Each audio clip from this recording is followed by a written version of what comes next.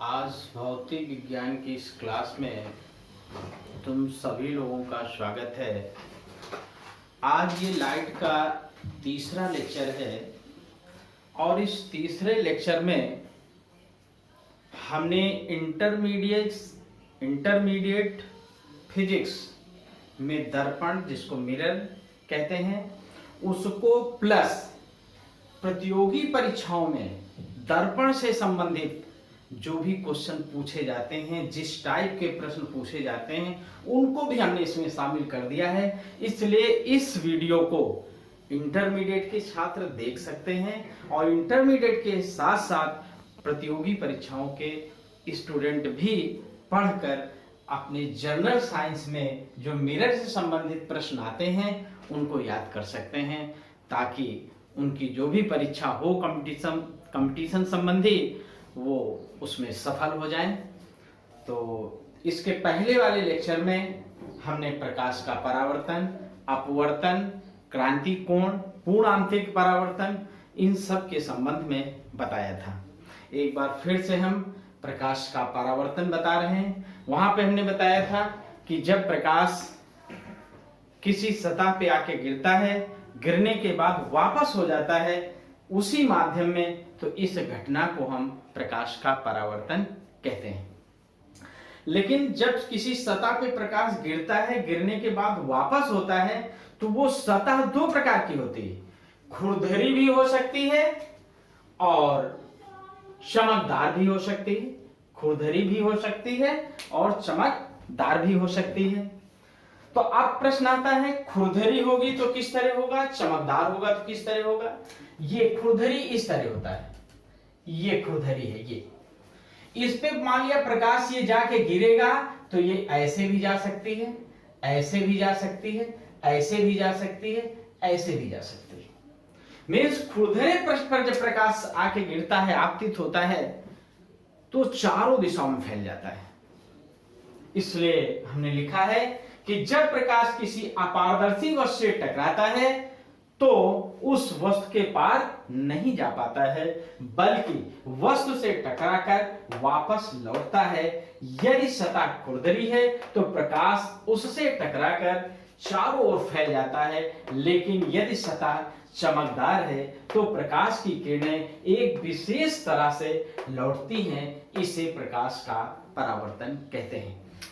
जैसे हमने बताया, खुरदरी पे जब आपने डाला, ये प्रकाश किरण आपतित हुई, उसके बाद इस खुरदरे से टकराने के बाद चारों दिशाओं में फैल जाता है। मेन प्रकाश किरण ऐसे भी जा सकती, ऐसे भी जा सकती, ऐसे भी जा सकती, ऐसे भी जा सकती। लेकिन अगर सतह चमकदार है, उस पर प्रकाश किरण गिरेगी तो परावर्तित होने के बाद एक निश्चित दिशा पे ही जाती है, एक निश्चित दिशा की ओर जाती है, एक विशेष दिशा की ओर जाती है। इसलिए हम कहते हैं कि अगर खुरदरी है सतह तो टकराने के बाद वो चारों दिशाओं में प्रकाश फैल जाता है, लेकिन अगर चमकदार सतह है तो किरणें विशेष तरह से लौटती हैं। जैसे दर्पण है, दर्पण में आप घर पे खड़े हो जाइए और दर्पण के एक किनारे से टॉर्च ले लीजिए, हाँ ऐसे प्रकाश मारिए, तो उससे टकराने के बाद प्रकाश एक निश्चित दिशा में जाता हुआ तुमको दिखाई देगा, क्योंकि दर्पण एक चमकीला पृष्ठ है और उस पे प्रकाश डालते हैं तो एक निश्चित दिशा में जाता है। तो इस प्रकार प्रकाश का परावर्तन का विस्तृत अध्ययन हमने यहाँ पे ये किया कि जब प्रकाश किसी अपारदर्शी वस्तु से टकराता है तो उस वस्तु के पार नहीं जा पाता है, बल्कि वस्तु से टकराकर वापस लौटता है। यदि सतह खुरदरी है तो प्रकाश उससे टकराकर चारों ओर फैल जाता है, लेकिन यदि सतह चमकदार है तो प्रकाश की किरणें एक विशेष तरह से लौटती हैं। इसे प्रकाश का परावर्तन कहते हैं। अब इसके बाद अगला पॉइंट आता है, दर्पण क्या है। देखिए, दर्पण वो पदार्थ है जो नियमानुसार आपतित किरण का लगभग 98% परावर्तित करता है, दर्पण कहलाता है। मतलब दर्पण हम उस पदार्थ को कहते हैं जो अपने ऊपर गिरने वाली प्रकाश किरणों में लगभग 98 प्रकाश किरणों को परावर्तित कर देता है, उसे हम दर्पण कहते हैं। इसलिए हमने लिखा वो पदार्थ जो नियमानुसार, मतलब प्रकाश के नियम के अनुसार आपतित किरण का लगभग 98% भाग परावर्तित करता है उसे हम दर्पण कहते हैं। अब देखिए दर्पण बनता कैसे है। देखिए कांच की प्लेट के पीछे पारा या चांदी की पॉलिश करके उसके ऊपर लोहे के लाल ऑक्साइड का लेप करके दर्पण बनाए जाते हैं। कांच की प्लेट के पीछे पारा या चांदी की पॉलिश करके उसके ऊपर लोहे के लाल ऑक्साइड का लेप कर दिया जाता है तो दर्पण बन जाते हैं। इस प्रकार हम दर्पण बनाते हैं। याद रखना है कि दर्पण कैसे बनाया जाता है। दर्पण के पीछे किस चीज की पॉलिश की जाती है, तो पारा या चांदी, ये आपको याद रखना है। ये कंपटीशन में पूछा जाता है किस चीज का लेप किया जाता है। अगला पॉइंट, ऐसी सतह जो अपारदर्शी, चिकनी एवं चमकीली हो दर्पण कहलाती। अगर एक लाइन में आपसे पूछा जाए दर्पण किसे कहते हैं, तो आप कहेंगे ऐसी सतह जो अपारदर्शी, चिकनी एवं चमकीली हो दर्पण कहलाती है। दर्पण साधारणतः कांच पर सिल्वर की परत चढ़ाकर बनाया जाता है। दर्पण जो साधारण दर्पण होते हैं, मतलब जनरली हम जो दर्पण बनते हैं या बनाए जाते हैं, वो कांच पर सिल्वर की परत चढ़ाकर, चांदी की परत चढ़ाकर बनाया जाता है। कुछ दर्पण समतल होते हैं और कुछ दर्पण गोल होते हैं। तो अब प्रश्न आता है समतल दर्पण, सब कुछ दर्पण समतल होते हैं, कुछ दर्पण गोल होते हैं। एक उदाहरण बता रहे हैं जो आप अपने घर पे कर सकते हैं। देखिए समतल दर्पण, कुछ समतल होते हैं कुछ गोल होते हैं। समतल में समतल दर्पण आता है, गोल में दो दर्पण आते हैं जिनका नाम आपने सुना होगा, अवतल दर्पण, उत्तल दर्पण। ये किसी गोले से काटकर बनाए जाते हैं, समतल दर्पण और उत्तल दर्पण। अब प्रश्न आता है समतल दर्पण, उत्तल दर्पण, अवतल दर्पण, तीन चीजें हो गई। तो अवतल उत्तल दर्पण का एक उदाहरण हम बता रहे हैं जो आप अपने घर पे कर सकते हैं। जैसे ये चम्मच होती है जिससे आप खाना खाते हैं। इसमें दो तल होते हैं, एक ये तल होता है और एक ये तल होता है। एक सतह ये होती है, एक ये गहरी होती है, ये उभरी हुई होती है। अब देखिए चम्मच के ये भीतर जो सतह होती है, ये गहरी जो सतह होती है, ये वाली गहरी सतह में हम अपने प्रतिबिंब को देख रहे हैं। आप भी घर में चम्मच ले लीजिए, लेने के बाद ऐसे आप देखिए तो आपको इसमें प्रतिबिंब उल्टा दिखाई देगा और बड़ा दिखाई देगा। इसलिए हमने लिखा है, उदाहरण लिया हमने चम्मच का, हमने कहा अंदर वाले भाग में चेहरा देखने पर बड़ा दिखाई देता है और कैसा होता है, उल्टा। ऐसे आप घर में चम्मच ले लीजिए, ऐसे आप देखिए तो इसके इस सतह पे आपको प्रतिबिंब बड़ा दिखाई देगा और उल्टा दिखाई देगा। ये अवतल दर्पण की आकृति है। इसका ये भाग जो होता है ये उत्तल की तरह कार्य करता है। उलट दीजिए, ये आ गया। इस पे जब आप देखते हैं बाहरी वाले, इसको बाहरी भाग कहते हैं, इसको अंदर वाला भाग कहते हैं। इस बाहरी भाग में जब हम देखते हैं तो चेहरा देखने पर छोटा दिखाई देता है और सीधा दिखाई देता है। जैसे हम खड़े हैं ऐसे दिखाई दे रहा है, जबकि इसमें हम देख रहे थे तो हम उल्टे दिखाई दे रहे हैं ऐसे। लेकिन ऐसे हम जब देखते हैं तो चेहरा देखने पर छोटा दिखाई देता है और सीधा दिखाई देता है। इसका मतलब ये वाला भाग उत्तल का काम करता है और ये वाला भाग अवतल का काम करता है। तो चम्मच एक बहुत अच्छा उदाहरण है उत्तल और अवतल दर्पण समझने के लिए। चम्मच लेंगे, इसका ये गहरा वाला भाग अवतल को और ये बाहरी वाला भाग उत्तल को प्रदर्शित करता है। अभी मैं बताया कि जब अंदर वाले भाग को देखते हैं तो चेहरा बड़ा दिखाई देता है, प्रतिबिंब बड़ा दिखाई देता है और उल्टा दिखाई देता है। लेकिन बाहरी वाले भाग में चेहरा देखने पर छोटा दिखाई देता है और सीधा दिखाई देता है। अब प्रश्न आता है प्रतिबिंब। अब इसके बाद आता है प्रतिबिंब। देखिए प्रति और बिंब, बिंब होता है सेल्फ, स्वयं। बिंब का मतलब स्वयं, प्रति का मतलब उसका दूसरा। जैसे दर्पण में हम खड़े होते हैं तो हमारा स्वयं का ही, हमारे स्वयं की ही आकृति दर्पण पे दिखाई देती है, जिसको हम प्रतिबिंब कहते हैं। बिंब मीन्स स्वयं, प्रति मीन्स मेरा जैसा, हमारा जैसा। तो इस प्रकार ये मिलके प्रतिबिंब हो गया। मीन्स दर्पण पे जब हम देखते हैं तो हमारी जैसी ही आकृति उसमें दिखाई देती है, तो उसे हम प्रतिबिंब कहते हैं। परिभाषित हमने कैसे किया, दर्पण में देखने पर हमें अपनी एवं अन्य वस्तुओं की आकृति दिखाई पड़ती है, जिसे प्रतिबिंब कहते हैं। दर्पण में देखने पर हमें अपनी एवं अन्य वस्तुओं की आकृति दिखाई पड़ती है, जिसे प्रतिबिंब कहते हैं। अब आता है प्रतिबिंब दो प्रकार के होते हैं।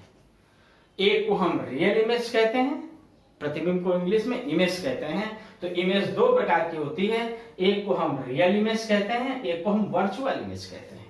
एक को हम वास्तविक प्रतिबिंब कहते हैं, एक को हम आभासी प्रतिबिंब कहते हैं। देखिए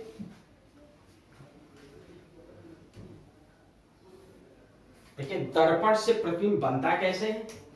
देखिए ये हमने समतल दर्पण मान लिया, ये इसका परावर्तक पृष्ठ हो गया, चमकीला भाग हो गया। हमने मान लिया ये कोई वस्तु रखी हुई, कोई ऑब्जेक्ट है, ये वस्तु यहाँ पे रखी है। तो इससे प्रकाश किरण ये आके गिरी और एक प्रकाश किरण ये आके गिरी, आके समतल दर्पण पे गिरी। यहाँ लिखेंगे समतल दर्पण से प्रतिबिंब का बनना, समतल दर्पण से प्रतिबिंब का बनना। अब इसके बाद ये परावर्तित होगी, ये परावर्तित हो गई, ये परावर्तित हो गई, यहाँ पे आपकी आंख है जो इस वस्तु को देख रही है, ये परावर्तित हो गई। अब नियम से परावर्तित किरणें जाके कहीं मिलनी चाहिए तब प्रतिबिंब बनता है। जब प्रकाश किरणें जाके कहीं मिलती हैं तभी प्रतिबिंब बनता है। नहीं मिल रही तो इसको हम पीछे की तरफ बढ़ाते हैं ऐसे, ये हमने बढ़ा दिया ऐसे, तो ये आके यहाँ पे एक दूसरे से मिल गई। तो इस वस्तु का जो प्रतिबिंब है वो यहाँ बन गया, ये प्रतिबिंब यहाँ बन गया। कितनी दूरी पे बना, जितनी दूरी पे ये वस्तु रखी हुई थी उतनी ही दूरी पे बना। इस पे हम ऐसे अभिलंब डाल देंगे, ये हो गया समतल दर्पण से प्रतिबिंब का बनना। ये वस्तु था, इससे प्रकाश किरणें आके समतल दर्पण पे गिरी, गिरने के बाद परावर्तित हो गई। परावर्तित होने के बाद जहां यहां से मिलनी चाहिए लेकिन नहीं मिल रही, इसलिए इनको हम पीछे की तरफ वापस करते हैं, यहां पर आके मिलती हैं जहां पे इसका प्रतिबिंब बनता है। तो ये आ गया। अब प्रतिबिंब दो प्रकार के होते हैं, एक को हम रियल इमेज वास्तविक प्रतिबिंब कहते हैं और एक को हम आभासी प्रतिबिंब कहते हैं। अब प्रश्न आता है वास्तविक प्रतिबिंब किसे कहते हैं। आप सुन लीजिए, वास्तविक प्रतिबिंब क्या है। किसी वस्तु से चलने वाली किरणें, किसी वस्तु से चलने वाली किरणें परावर्तन तथा अपवर्तन के पश्चात जिस बिंदु पर मिलती हैं वो उस बिंदु का वास्तविक प्रतिबिंब कहलाता है या वास्तविक प्रतिबिंब हम कहते हैं। किसी बिंदु से चलने वाली किरणें परावर्तन तथा अपवर्तन के पश्चात जिस बिंदु पर मिलती हैं वो उस बिंदु का वास्तविक प्रतिबिंब कहलाता है या उस बिंदु को हम वास्तविक प्रतिबिंब कहते हैं। देखिए जो वास्तविक प्रतिबिंब होता है, जो रियल इमेज होती है, उसको हम पर्दे पर प्राप्त कर सकते हैं। जैसे सिनेमा हॉल में जब हम पिक्चर देखते हैं, कोई चित्र देखते हैं, तो वो पर्दे पर ही प्राप्त होता है, वो रियल इमेज होती है, वास्तविक प्रतिबिंब होता है। सिनेमा हॉल में पर्दे पे जो हम प्रतिबिंब देखते हैं वो वास्तविक प्रतिबिंब होता है। अब प्रश्न आता है आभासी प्रतिबिंब किसे कहते हैं। आप सुन लीजिए, आभासी प्रतिबिंब क्या है। आपतित किरण जब परावर्तित होती है तो परावर्तित किरण दर्पण के पीछे से आती हुई प्रतीत होती है। इससे जो प्रतिबिंब बनता है उसे हम आभासी प्रतिबिंब कहते हैं। एक उदाहरण देख लीजिए कैसे बनेगा। ये आप दर्पण है, ये दर्पण हो गया, इसके सामने आप यहां खड़े हैं, यहां पे खड़े हैं, इससे प्रकाश किरण जाके इस पे गिरेगी, ये गिर गई, गिरने के बाद परावर्तित होगी, ये परावर्तित हो गई। यहां पे हम खड़े हैं जहां पे इसको देख रहे हैं वस्तु को, ये गई, ये गई, ये वापस हो गई। अब ये प्रकाश किरणें कहीं मिल नहीं रही तो हम इनको पीछे की तरफ बढ़ाएंगे, ये आके यहां पे मिली। तो अब ये जो वस्तु थी उसका जो प्रतिबिंब है यहां पे बना, ये प्रतिबिंब बना, ये वस्तु है, इस वस्तु का प्रतिबिंब यहां पे बना। तो ये हुआ आपका आभासी प्रतिबिंब, आभासी प्रतिबिंब। बस समझ में। देखिए कहता है आपतित किरण जब परावर्तित होती है, आपतित किरण जब परावर्तित होती, देखिए परावर्तित हो गई, आपतित किरण जब परावर्तित होती है तो परावर्तित किरण दर्पण के पीछे से आती हुई प्रतीत होती है। ये जो लग रहा है कि यहां से आ रही है, यहां से, जबकि हुई क्या, यहां से परावर्तित हुई, यहां से आती हुई प्रतीत होती है। इससे जो प्रतिबिंब बनता है उसे हम आभासी प्रतिबिंब कहते हैं। ये जो दर्पण के पीछे से आती हुई किरणें प्रतीत हो रही हैं, इससे जो प्रतिबिंब बनता है उसे हम आभासी प्रतिबिंब कहते हैं। अब आभासी प्रतिबिंब का उदाहरण क्या है? वास्तविक का तो हमने सिनेमा हॉल बता दिया कि पर्दे पर प्राप्त किया जाता है। जो आभासी प्रतिबिंब होता है ये पर्दे पर प्राप्त नहीं किया जाता। जैसे इस समय ऑनलाइन क्लासेस चल रही हैं, वीडियो कॉन्फ्रेंस होती है, हम यहाँ बैठे हैं, कोई दूसरी जगह लखनऊ में बैठा है, कोई कानपुर में बैठा है, कोई इलाहाबाद में बैठा है, और वीडियो कॉन्फ्रेंस करके हम एक दूसरे से जब बतियाते हैं, बात करते हैं, तो वो जो इमेज बनती है वो वर्चुअल इमेज होती है, वो आभासी प्रतिबिंब होता है। आभासी प्रतिबिंब दर्पण के पीछे उतनी ही दूरी पर बनता है जितनी दूरी पे वस्तु दर्पण के सामने होती है। आभासी होने के कारण इसे पर्दे पर प्राप्त नहीं किया जा सकता है। आभासी को केवल हम आभास कर सकते हैं, इसकी कोई दुनिया नहीं होती है। तो कहते हैं आभासी प्रतिबिंब दर्पण के पीछे उतनी ही दूरी पे बनता है जितनी दूरी पर उसके सामने वस्तु रखी होती है। अगला है, कांच की प्लेट पर पॉलिश करके जब परावर्तक तल बनाया जाता है तब उस दर्पण को हम समतल दर्पण कहते हैं। मतलब कांच की प्लेट पर जब हम पॉलिश कर देते हैं, सिल्वर या पारे की पॉलिश कर देते हैं, तो कांच की प्लेट एक दर्पण बन जाती है और उस दर्पण को ही हम समतल दर्पण कहते हैं। अब देखिए, समतल दर्पण से बना प्रतिबिंब सीधा होता है, परंतु वस्तु का दायां हिस्सा बाईं ओर, बायां हिस्सा दाईं ओर दिखता है। जैसे आप दर्पण के सामने खड़े हो जाइए, शीशा जो घर में होता है, दर्पण होता है, उसके सामने आप खड़े हो जाइए, खड़े होकर देख सकते हैं कि ऐसे अगर आप खड़े हैं, अपना दायां हाथ ऐसे उठाइए या हिलाइए, तो उस दर्पण में बायां हाथ हिलता हुआ दिखाई देता है। उसी को हमने लिखा है कि समतल दर्पण से बना प्रतिबिंब सीधा होता है, परंतु वस्तु दायां हिस्सा बाईं ओर और बायां हिस्सा दाईं ओर दिखता है। जब हम अपना दायां हाथ हिलाते हैं तो प्रतिबिंब का बायां हाथ हिलता प्रतीत होता है, इसे पार्श्व उत्क्रमण कहते हैं। ऐसा इसलिए होता है कि परावर्तित किरण की दिशा बदल जाती है। तो समतल दर्पण में का प्रतिबिंब सीधा होता है, परंतु वस्तु का दायां हिस्सा बाईं ओर और बायां हिस्सा दाईं ओर दिखता है पार्श्व उत्क्रमण के कारण। अगर हम समतल दर्पण के सामने खड़े होकर अपना दायां हाथ हिलाते हैं तो जो प्रतिबिंब समतल दर्पण बना है उसका बायां हाथ हिलता हुआ दिखाई देता है पार्श्व उत्क्रमण के कारण। इसीलिए देखा होगा एम्बुलेंस में उल्टा लिखा होता है, ताकि वो किसी दर्पण पे पड़ेगा तो सीधा दिखाई देगा ड्राइवर को, इसीलिए एम्बुलेंस में उल्टा लिखा जाता है, ताकि पार्श्व उत्क्रमण के कारण जब कोई दूसरी गाड़ी वाला उसे पढ़ेगा, दूसरी वाली गाड़ी के दर्पण पे प्रतिबिंब बनेगा तो एम्बुलेंस सीधा लिखा हुआ दिखाई देगा। इसीलिए एम्बुलेंस की गाड़ी में एम्बुलेंस उल्टा लिखा होता है। अगला प्रश्न आता है कि किसी मनुष्य को, किसी व्यक्ति को अपना पूरा प्रतिबिंब देखने के लिए दर्पण की ऊंचाई कितनी होनी चाहिए? तो किसी भी व्यक्ति को अपनी पूरी लंबाई के प्रतिबिंब को देखने के लिए दर्पण की ऊंचाई मनुष्य की लंबाई की आधी लंबाई का अगर दर्पण होगा तो हमें पूरा प्रतिबिंब उसमें दिखाई देगा। इसी चीज को हमने लिखा है कि किसी वस्तु का पूरा प्रतिबिंब देखने हेतु दर्पण की ऊंचाई वस्तु की ऊंचाई का आधा होना चाहिए। अगर व्यक्ति 6 फुट का है और उसे पूरा प्रतिबिंब देखना है तो दर्पण 3 फुट की ऊंचाई का होना चाहिए।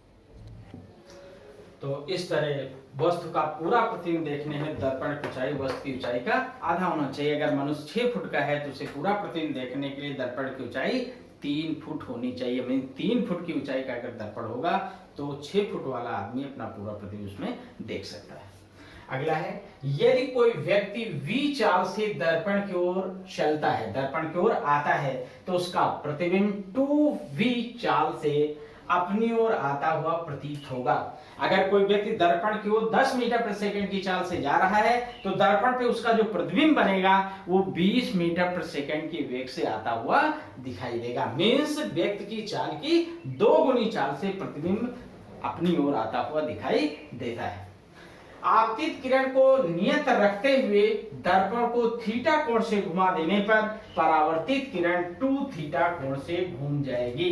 कंपटीशन में पूछा जाता है कि अगर दर्पण को हम 45 कोण से घुमा दें तो परावर्तित किरण कितने कोण से घूम जाएगी, तो 2 गुने कोण से घूम जाएगी।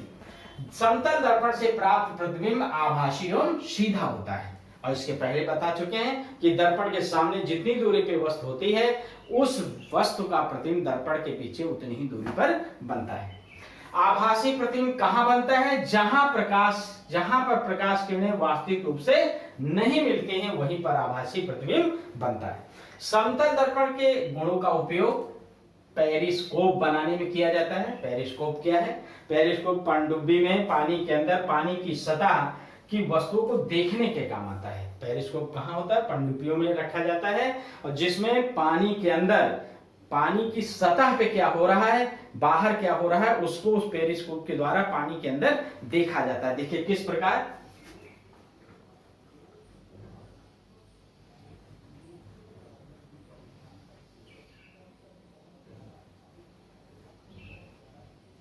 इस प्रकार यहां से ये एक मिरर लगा होता है, समतल दर्पण एक यहां लगा होता है, एक समतल दर्पण यहां पे लगा होता है।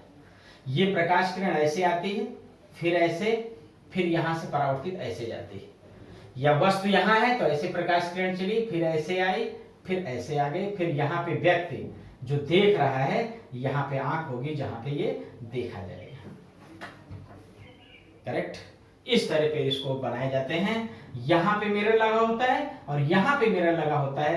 प्रकाश किरण यहाँ जाके गिरती है, फिर परावर्तित होगी, यहाँ गिरती है, फिर यहाँ बाहर आ जाती है। बाहर की वस्तुओं से प्रकाश किरणें टकरा के यहाँ पे जाके गिरती हैं, फिर यहाँ गिरती है, इमेज बनती है, यहाँ पे उसका प्रतिबिंब बनता है जो यहाँ पे रखी हुई आंख मीन्स जो व्यक्ति है वो यहाँ पे होता है, और इसको यहाँ पे वो प्रतिबिंब दिखाई देता है जो बाहर है। बाहर की वस्तु का प्रतिबिंब यहाँ पे मनुष्य को दिखाई दे जाता है, और वो पता लग जाता है इस दर्पण के द्वारा ही यहाँ पे खड़े हुए व्यक्ति को पूरे बाहर की हलचल मालूम हो जाती है कि कहाँ पर क्या है। तो इस तरह पेरिस्कोप का उपयोग हम बंद उसमें पनडुब्बी में करते हैं, पानी के अंदर पानी के बाहर की सतह की वस्तुओं को देखने के लिए। दूसरी चीज, इसका बंकर में जब युद्ध होता है तो वहां बंकर होते हैं, बंकर में भी इसका उपयोग किया जाता है। जैसे ये बंकर है तो यहाँ पर इस तरह लगा दिया जाता है, ऐसे यहाँ पे ऐसे लगा होता है, और यहाँ पे मिरर लगे होते हैं जहाँ पे ऑब्जेक्ट पे जाके गिरती है, प्रकाश किरण यहाँ पे जाती है, तो इसके अंदर जो व्यक्ति होते हैं वो इस बाहर के नजरिए को देख लिए देते हैं, बाहर क्या क्या चीजें हैं, कौन कौन लोग खड़े हैं, इसका इमेज इस बंकर में यहाँ पेरिस्कोप लगा दिया जाता है इस तरह का, जहां पर इसके प्रतिबिंब बाहर की वस्तुओं के प्रतिबिंब को अंदर देखा जा सकता है। सैनिक बंकर के अंदर ही बैठकर पेरिस्कोप के द्वारा बाहर की स्थिति का जायजा ले लेते हैं, क्योंकि बंकर से बाहर निकलेंगे तो गोली मार दी जाएगी, इसलिए बंकर के अंदर ही बैठ के पेरिस्कोप के द्वारा बाहर की स्थितियों को हम देख लेते हैं। इसी तरह बड़े बड़े माल या घरों में दरवाजों में पेरिस्कोप लगा सकते हैं बाहर के नजरिए को देखने के लिए। तो इस तरह पेरिस्कोप बनाए जाते हैं। अब समतल दर्पण, अवतल दर्पण, उत्तल दर्पण। समतल दर्पण जानते हैं, कांच की प्लेट समतल प्लेट पर पॉलिश से एक तरफ कर दी जाती है, समतल दर्पण का निर्माण हो जाता है। आप जानते हैं इसमें प्रतिबिंब की लंबाई वस्तु की लंबाई के बराबर होती है। अवतल दर्पण किसी गोले से काट लिया जाता है, गोले से काट कर इतने भाग में, बाहरी भाग में इसमें पॉलिश कर दी जाती है। इसका दबा हुआ भाग परावर्तन का कार्य करता है, परावर्तक पृष्ठ, ये दबा हुआ भाग परावर्तक पृष्ठ होता है ये। तो ये अवतल दर्पण होता है। कनकेव मिरर जिसको कहते हैं, कनकेव मिरर के उभरे हुए भाग में पॉलिश होती है और अंदर वाला भाग, दबा हुआ भाग परावर्तक तल का काम करता है। तो ये कनकेव मिरर होता है, अवतल दर्पण होता है। इसमें देखने पर समांतर प्रतिबिंब बड़ा दिखाई देता है, लेकिन कंडीशन अलग अलग है कि वस्तु कहाँ रखी गई वो हम अलग बताएंगे। ऐसे जर्नल ये समझा जाता है कि जो अवतल दर्पण होता है उसमें देखने पर प्रतिबिंब बड़ा दिखाई देता है। उसके बाद उत्तल दर्पण, कन्वेक्स मिरर। कन्वेक्स मिरर में दबे हुए भाग में पॉलिश की जाती है, उभरा हुआ भाग परावर्तक तल का काम करता है। इसमें इस परावर्तक तल पे प्रकाश किरण जाके गिरती है, उसके बाद परावर्तित हो जाती है। तो उत्तल दर्पण में उभरे हुए भाग में परावर्तक तल होता है, दबे हुए भाग में पॉलिश होती है। अवतल दर्पण में उभरे हुए भाग में पॉलिश होती है और दबा हुआ भाग परावर्तक तल का कार्य करता है। उत्तल दर्पण, कन्वेक्स मिरर में प्रतिबिंब छोटा होता है। अभी हमने चम्मच का एक उदाहरण दिया था जिसमें उभरा हुआ भाग उत्तल दर्पण था, जिसमें प्रतिबिंब छोटा दिखाई दे रहा था, तो इसमें प्रतिबिंब छोटा बनता है। अब देखिए अवतल दर्पण और उत्तल दर्पण के उपयोग, मीन्स कनकेव मिरर के यूज और कन्वेक्स मिरर के यूज। देखिए अवतल दर्पण को अभिसारी दर्पण कहते हैं। अभिसारी मतलब ये आने वाली प्रकाश किरणों को एक जगह पे केंद्रित कर देते हैं, एक स्थान पर फोकस करते हैं, किसी एक स्थान पे फोकस करते हैं। अवतल दर्पण को अभिसारी कहते हैं क्योंकि आने वाली प्रकाश किरणों के एक जगह ये फोकस करते हैं, एक सेंटर पे इकट्ठे कर देते हैं। तो देखिए उपयोग क्या है, इसका उपयोग सर्च लाइट टार्च में किया जाता है, सर्च लाइट में किया जाता है, गाड़ियों के हेडलाइट में किया जाता है। हेडलाइट के पीछे ऐसे जो बल्ब होता है उसके पीछे कनकेव मिरर लगा होता है जो इस प्रकाश को आगे एक प्रकाश बीम के रूप में परावर्तित करता है और आगे फोकस होता है जिससे गाड़ी के आगे साफ दिखाई देता है। शेविंग दर्पण में इसका उपयोग किया जाता है। शेविंग दर्पण में इसलिए ताकि जो भी शेविंग कराता है, दाढ़ी बनवाता है, उसका चेहरा बड़ा दिखाई दे और अच्छी शेविंग हो, इसलिए शेविंग दर्पण में भी इसका उपयोग किया जाता है चेहरे को बड़ा देखने के लिए, क्योंकि अवतल दर्पण से प्रतिबिंब बड़ा बनता है। सोलर कुकर में इसका उपयोग किया जाता है। डॉक्टर नाक, कान, गले, दांत का निरीक्षण करने के लिए भी अवतल दर्पण का उपयोग करते हैं। अवतल दर्पण से देखने पर दांत, गला, नाक, जो भी वहां चीजें होती हैं वो अवतल दर्पण द्वारा बड़ी दिखाई देती है। दांत बड़ा दिखाई देता है जिससे इसमें कोई कमी हो तो स्पष्ट सामने आ जाती है। डॉक्टर के हेडलाइट, जब कभी कान नाक दिखाने जाओ तो डॉक्टर यहाँ मत्थे के पास, इस जगह माथे के पास एक हेडलाइट लगा रहता है, उसमें भी इस अवतल दर्पण का ही उपयोग होता है ताकि वो प्रकाश किरणें जाके एक बिंदु पर सेंटर हो जाती है कान के अंदर, हमें साफ चित्र दिखाई देता है। तो इस तरह अवतल दर्पण के ये उपयोग हो गए। अब उत्तल दर्पण के उपयोग, अब उत्तल दर्पण अपसारी का काम करता है, ये आने वाली प्रकाश किरणों को फैला देता है। तो इसका ट्रक, बस, कार, मोटरसाइकिल और इनके बगल में जो मिरर लगा होता है, साइड मिरर जो होता है वो उत्तल दर्पण होता है, जिसमें दूर की वस्तु छोटी दिखाई देती है और स्पष्ट दिखाई देती है। बड़े, जैसे बहुत बड़ी चीज है उसको छोटे रूप में हम लोग देख लेते हैं।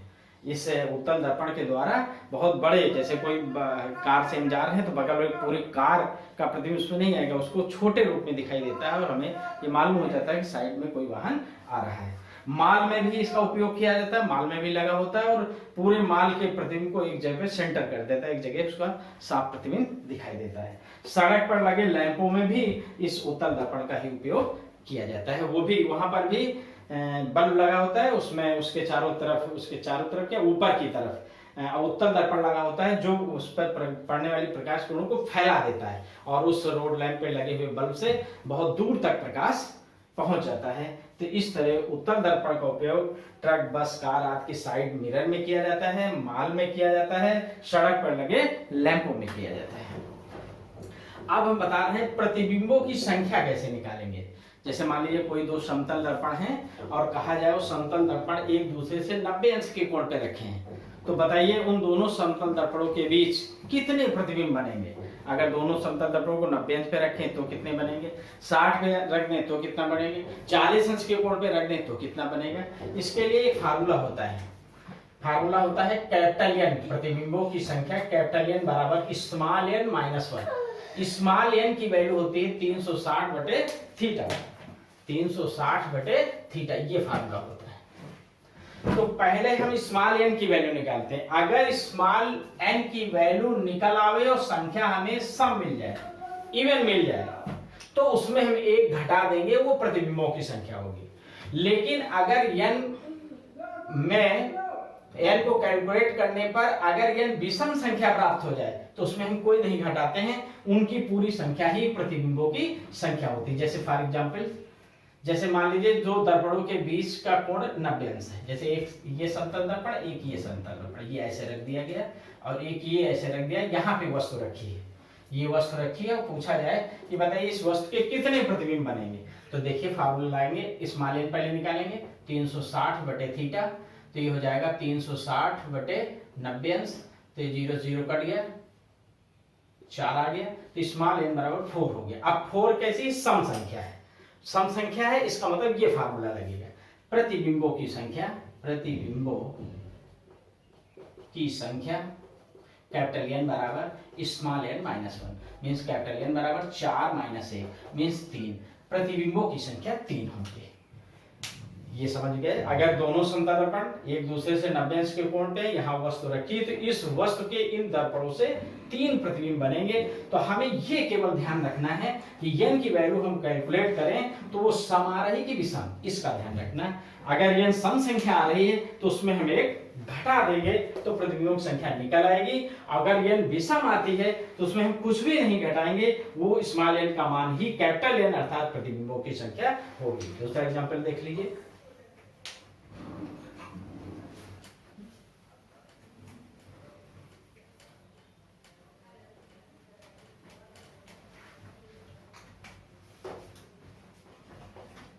Theta equal to 40 degree.